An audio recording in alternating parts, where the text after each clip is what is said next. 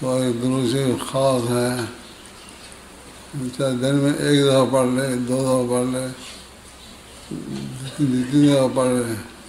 اللہم صلی علی محمد وعلی آل محمد وبارک وسلم وصلی علی جمیع الانبیاء کل ملائکۃ المقربین وعلی عباد الصالحین. اس میں سارے صلاح امت، پہلی امتوں کے صلاح، جو قیامت تک صلاح پیدا ہونے، سب شامل ہو جاتے ہیں. سب پر صلاۃ و سلام پڑھنے کا ایک گواہ ہو جاتا ہے. اور رسول اکرم صلی اللہ علیہ وسلم سنت ہے کہ صلاح امت کو شامل کرنا.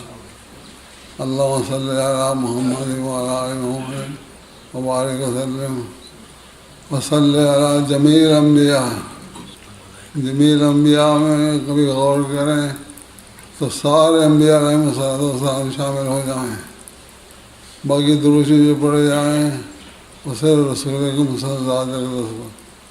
اس درود میں سارے جمیع الانبیاء والمرسلین اور سارے رسول شامل ہو جائیں، اور کل ملائکۃ المقربین اور سارے مقرب فرشتے شامل ہو جائیں، اور عباد الصالحین اور سارے نیک بندے شامل ہو جائیں.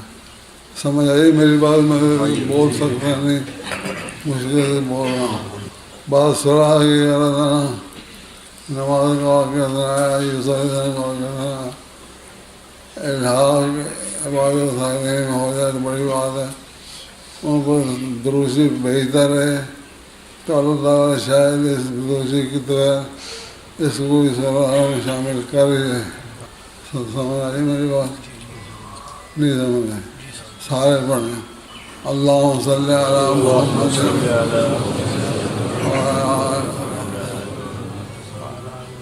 وعلی آل محمد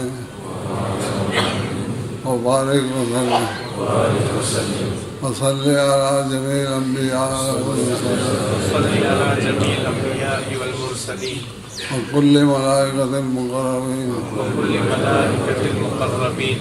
وعلی عباد الصالحین.